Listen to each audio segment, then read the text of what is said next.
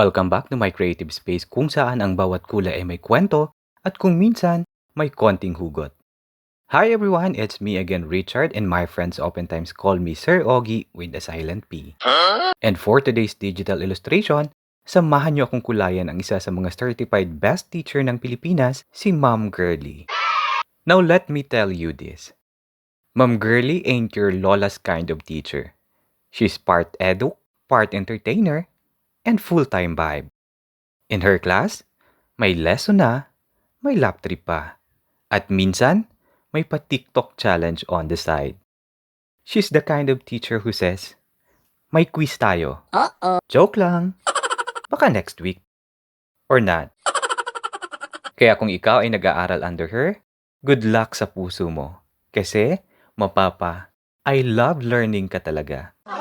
She's the kind of teacher na magsasabi ng, submit na by 11:59 p.m. Pero mag-check ng submission next week.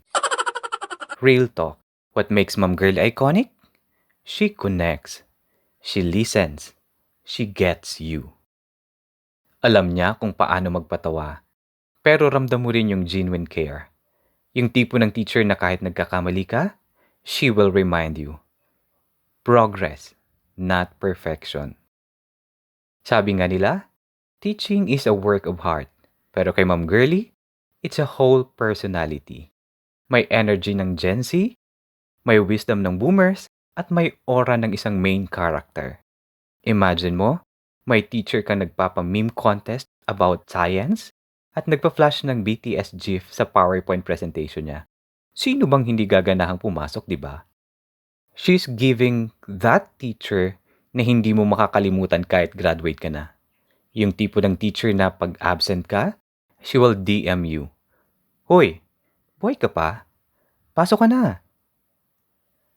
Yung kapag hindi mo gets, she's like, okay, let's lomo that again para sa mga team uhaw sa aral. Walang dull moment sa klase niya. Kaya shout out sa mga estudyante ni Ma'am Girly. You are blessed. Sana all my teacher na pang IRL content creator. At dyan na nga nagtatapos ang isa na namang makulay at makabuluhang pagdodrawing.